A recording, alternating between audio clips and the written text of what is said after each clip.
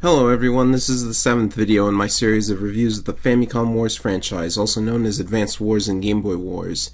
This time around I'm looking at a spin-off in the series, the first Battalion Wars game on the GameCube and its Wii sequel.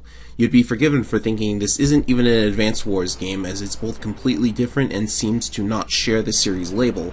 However, it was known as Advanced Wars under fire during its development, and in Japan it retains the Famicom Wars label, so it can be considered part of the series. If you're only interested in my Advanced Wars videos, however, you don't need to watch this one. This game was developed by the London-based Kuju Entertainment, who apparently wished to develop their own take on the popular strategy game. I'd say they did pretty well. Battalion Wars retains the cutesy graphical theme and character design of Advanced Wars, but instead of turn-based strategy gameplay, is instead a sort of squad-based shooter. The player takes control of a single unit while also issuing commands to other units, which the player can also take control of on a whim. This is an interesting style of gameplay, combining real-time decision-making with third-person shooting, and every unit the player can control plays differently. What's more, the game makes use of the C-stick for issuing commands, which is a unique use of the stick. Most games on the GameCube used it solely for camera control. There are a variety of foot soldiers to take control of. The basic grunt, a unit with a bazooka, a unit with anti-air missiles, and a unit with a flamethrower. Mac wants the flamethrower. Mac wants the what? That's what he said. Now move! Damn it. Vehicle units include tanks, long-range artillery, and most fun of them all, the recon cars. There's no fog of war, of course, but the recon makes for a very fast and entertaining unit to control. Air units include the usual fighters, bombers, and helicopters. The Navy is stunningly absent completely this time around, but returns in the sequel. Campaign progression is a straight set of 20 missions to complete. If you score high enough, you can also unlock 4 bonus missions featuring factions other than the players, which is very rewarding. The scoring system is identical to that of Advanced Wars, with the speed, power, and technique ratings. However, what you'll notice about Battalion Wars is that all missions are essentially pre-deployed.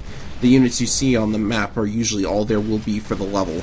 In some maps, not all units actually count towards power, which in this game is the percentage of enemies destroyed.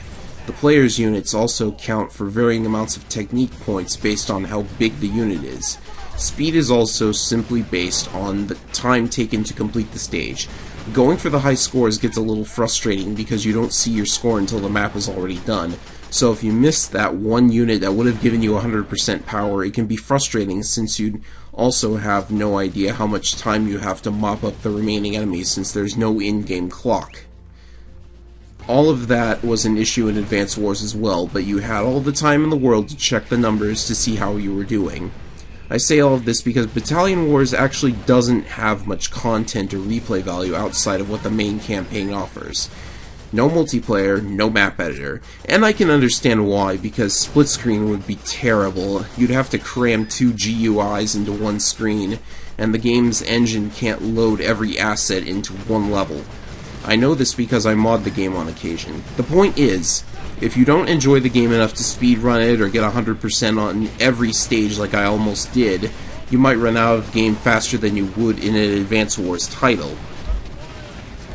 The good news is, many of the missions are enjoyable, with full voice acting and beautifully rendered stages, as well as CG cutscenes. The story isn't much to speak of, being slightly less interesting than Advanced Wars 1, but it works to set the tone, and there are plenty of funny moments to earn a smile or two. Did you see that? We flanked their blockers in the neutral zone and blitzed their defense wide open. The missions also never fail to offer an interesting new scenario. Why, just after the tutorial missions, you have a race to get a recon out of enemy territory, followed by an HQ capture mission, a mission where you destroy 8 enemy tanks, and another capture mission involving firing at enemies from across a river. There's even a surprisingly fun escort mission. You use air units exclusively in this stage. However, one unfortunate factor remains constant in every stage. The player never commands more than 6 unit types at once. This is probably because no more than 6 icons could fit on the GUI, but it also means that you won't always command that many units in one level. What the game gives you, whether you start with it or free a POW somewhere, is what you're stuck with in the stage. You cannot choose to build other units if you prefer them over what you're given. The missions may be fun, but you don't exactly get a choice in how you approach them, at least not in terms of what units to use, which is sad because some units, like the artillery and the Strato Destroyer plane, appear in very few missions anyways. Still, the units themselves are fun to control. I already mentioned the crazy recon, but the bazooka unit can fire shots at point blank. That's always satisfying. The assault unit can unleash a death of 1,000 cuts on almost any unit if you get the button presses right. Rate of fire increases as you hold A, but don't hold it for too long, or else the weapon overheats. Anti-air units are also surprisingly effective on ground units. It's nice that the game doesn't prevent you from pursuing strange matchups. If you've got the skills, you can even take on entire missions controlling only one unit and not ever giving orders to the other units in your battalion. Try that for a challenge sometime. Battalion Wars was released in 2005. 2 years later, a sequel was released as a near-launch title for the new Nintendo console on the block, the Nintendo Wii. The sequel brought with it the use of motion controls, balance changes, a campaign featuring an even more generic storyline, and online multiplayer, shockingly a first for Advance Wars in its entirety.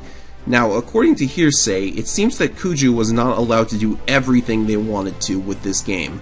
I'll state up front that Battalion Wars 2 is not quite the sequel I had hoped for, but it at least stands up on its own at the end of the day. The newest addition to Battalion Wars 2 are the Navy units. They work exactly like Advance Wars. Battleships, subs, cruisers that attack subs and air units, and a bigger battleship. These don't really offer much that the land units already do, but they make for a nice change of scenery if nothing else. Plus, they're way better at land interaction in this setting. There are very few new units outside the Navy, though. Old units were given some changes. The Mega Tank Battle Station now has a far better lock-on, which is strange as I remember that being its weak point. Anti-air fire is now less effective against ground units, and fighters are now able to do a barrel roll. The motion controls in this game are generally love it or hate it. Manually aiming with the Wiimote without locking on is a great feature. The dodge roll and a couple other moves are done with a shake of the nunchuck, which is okay, but more than once I've accidentally shaken the nunchuck. Guess you've got to be careful with it. Also, due to a lack of buttons on the Wiimote, you no longer have the ability to order troops to a particular position, which takes a lot of the strategy out of the game. It was nice to be able to send troops to guard specific spots instead of just being stuck telling them to guard a flag for your HQ or whatever. Worse yet, the missions seem to be designed around this change, which means that there's not a lot of depth to the level design as there was in the previous game, at least in my opinion. The campaign in this game is, again, love it or hate it. There are still some creative missions here. My favorite is the one where you have to clean graffiti off a war monument. What is this, Super Mario Sunshine? And yet every mission has the same issue as in the first game. No more than 6 units to either side. No way to pick and choose what units to take in. There are now buildings you can capture that will produce more units, but only to replace what you've already lost. Enemies only attempt to recapture a building once, too.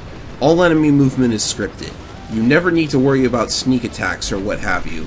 In fact, I'd describe all the missions that way. Creative, but not as much as they could have been.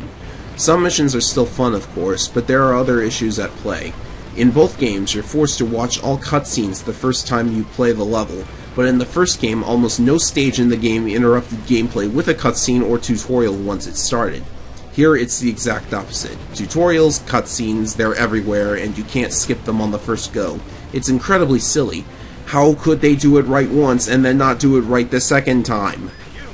The online mode is something I think a lot of people will be naturally interested in. Well, due to the Wi-Fi shutdown, you can't exactly play online without modding a little bit, but I remember those days well. Online consisted of 3 modes. Skirmish, where you try to destroy more units than your opponent. Assault, where one player completes an objective while the other stops them. And co-op. Sadly, there's only 6 skirmish maps, 6 assault maps, and 4 co-op maps. If you aren't super into these modes, then the replay value kinda runs out quickly, especially in co-op, since those missions are against the same AI every time. Meanwhile, the other modes each have a balance issue of some kind in nearly all of the maps. Maybe this doesn't matter much to people who are just starting out or only want to play it for fun, but as you play each map more and more and reach the higher levels of skill, you start to notice a lot of stuff you can take advantage of, like using air units to attack enemy anti-air foot soldiers because there's only one of them and they take lots of damage from air units regardless of how dangerous the matchup is. That doesn't stop the action from being fun, of course, it's just rather unfortunate design. And again, there's no map editor, so outside of modding, we can't remedy the issue like we could in Advance Wars by creating our own maps. I guess that's what modding is for. I mean, you could fix the anti-air issue by including more than just one anti-air unit per map, for instance. Both Battalion Wars games remain fun and enjoyable, however, with excellent music that hopefully doesn't get drowned out by the combat noises. They both push the graphical prowess of their respective consoles. They're a very unique take on Advance Wars, and they're yet another niche game series that will never get a sequel anytime soon, much to my chagrin. I mean, they're niche games in a niche series. They don't have that much chance. Well, at least they're there for people to still enjoy today. I remember Online having a pretty solid player base, so maybe there's hope for a game like this to come out someday. And maybe they'll make a new Advance Wars game too. We can only hope.